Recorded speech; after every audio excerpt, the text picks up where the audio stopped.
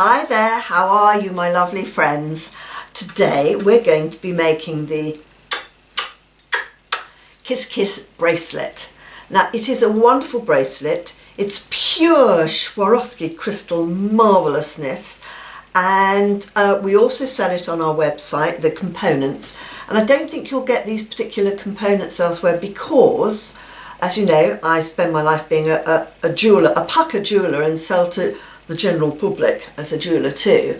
And it's an unusual component to sell as a beading website, because I am actually using what is a pendant bead to actually make a bracelet, which is a bit lush, but then I am a bit luscious about things. Anyway, let me take you down to my beading board. Okay, so here we are down at my beading board, and the reason I am obscuring everything is to show you how this beautiful bracelet looks when it is made up. I am wearing the rose one here, which is what I'm going to be working on and showing you how to make today, but this is what it looks like on, and this is how clever it is, because if you are a lady, now there we go, who has a larger wrist, or if you're making it for a friend with a larger wrist, you know, it does go bigger because we have this very clever flat knot on the back of it, which I just adore because it helps you adjust things. Okay, here we are down at my beading board here, and what I have done is I have cut a length of this wonderful pink knotting cord off, which is a 0.8 mil. It's very special and it's very difficult to get hold of, but when I went to China last time I bought tons in loads of lovely colours, so I'm very fortunate I've got it here. Right, I have tied on to one end, I think this must be about 40 centimetres of it. I've tied on to one end one of my lovely pendant crystals here. This is why I say it's rare to find these on the internet on normal beading sites. And I have them because I'm a jeweller, because they're meant to be used like this. You can see they've got a hole through the top from left to right rather than from top to bottom. I've pinned it down on my very special Kleshna's beading board. If you then go down about 7 centimetres, because that's about the length of the closure, and I would recommend that you put a pin through the cord and through here, right?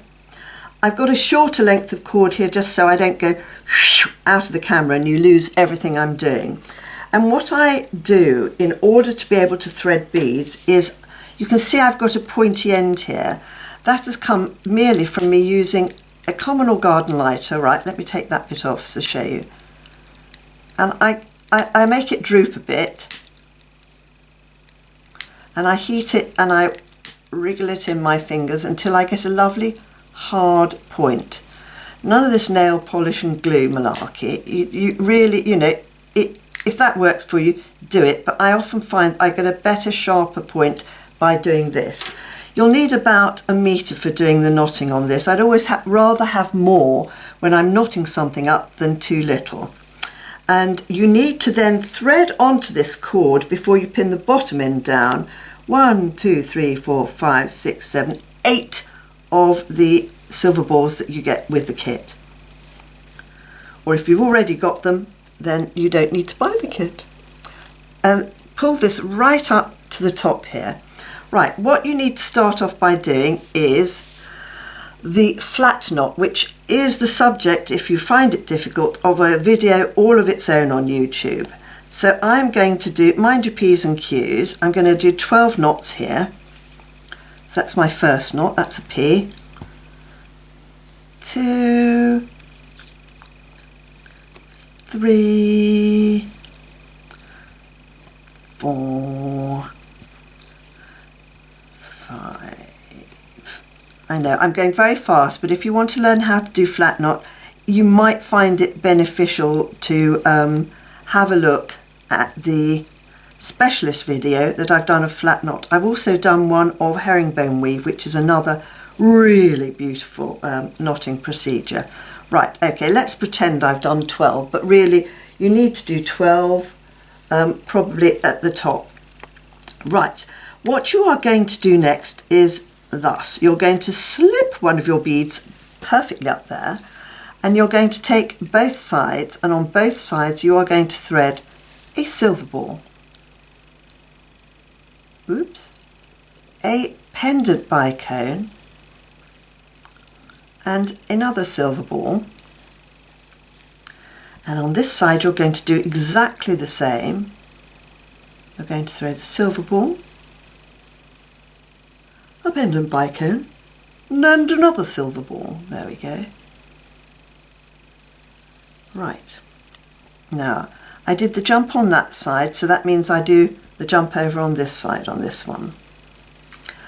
What you're going to do is to move both of these up here, and now you're going to see how my kiss is made. It's very clever. I dreamt this one up one morning early. I get all my ideas for patterns when I'm lying in bed first thing in the morning.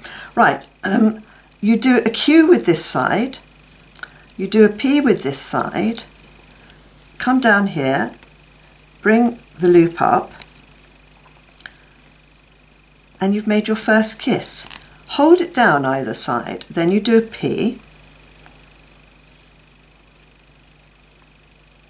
on that side, gently and closely up to that one, and then you do a Q on that side. It all depends on how far out you want your kisses spaced, but I normally do about 3. Okay, there we go. And then you slip another ball up like that, and you start all over again. You pop in your silver ball, you put your crystal on, you put your silver ball, oopsie daisy, do on. Come on, out you come. There's a good, oh, God, they're so badly behaved. Do you ever have days, folks, out there when you either drop everything? I have days sometimes when everything I pick up I drop, or everything I do seems to slip out of my hand. I wonder if it's, they talk about biorhythms, don't they? Okay, right. So my jump was on this side. So again, I go Q, P, well, jump over the Q, and again, I move this up here like this. It's so clever. Right, okay, here's your P again. Tie that up neatly.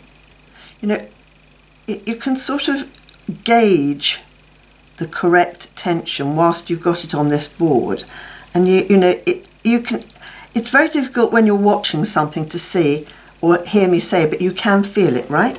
And you slip up one more. I'm just going to do one more, otherwise you'll get absolutely bored witless watching this. Oops.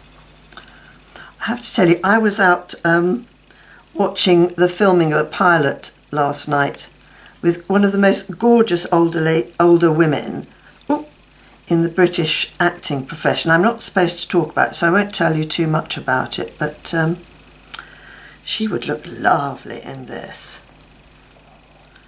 It was very exciting to watch them making this thing. It took hours, and we had a warm-up man on it who was, well, let's put it this way, he was something short of being marvellous, but I heard some of the oldest jokes I've heard for years. Right, okay, so I'm going to do my Q over the end of the Q here, push that up through the middle. It was a bit like, a pretzel, doesn't it? Make sure this, right, you have to make sure, by the way, that these beads here are up and over, like that. Okay, so now now I've got 3 kisses here for Love Like a Door. You know when you're picking the daisy petals off? Love Like a Door. And 3. And so on and so forth. And you make it until you've used up all of your beads here, and you will then have a wonderful bracelet that looks like this. Now, what I'm going to do is to whip these beads off here, undo this, take these off here, and I'm just going to show you how to do the closure on one that I made earlier. So this one is a white opal one, really beautiful. And what I like to do when I put my flat knot closures on is I like to line up the 2 cords like that, okay? And I hope you can see in between my fingers. And I pin through both the cords to hold it like that. Hold it down, give it a bit of tension, and I pin through the other 2 cords like this. Now I haven't brought into my workroom white cord, but anyway, it's a piglet to see white cord. So I've cut off a piece of pink cord like this. You'll probably need only about 40 centimetres, if that. So this is a very short piece here. And literally pop your finger underneath this. Now it's all pinned in. Let me just move these little silver balls off here so your gaze isn't sort of averted. Bring them up together like this and literally I've started on a Q this time. Bring that over and up. Please note that I've put something on either end of the bracelet, and as you will appreciate, that's so that once I've done this wonderful flat knot, the whole darn bracelet doesn't come straight through the first time you adjust it. So literally I'm doing the flat knot right the way over. I think, you know, it looks really nice if you can do about 12. It looks quite sort of luxurious and deep. When you are flat knotting on a closure of a bracelet, don't do it so tight that you won't be able to shift the thread. Equally, don't do it too loose, but you just want to get that lovely pattern of a V with a little sort of a crossover here.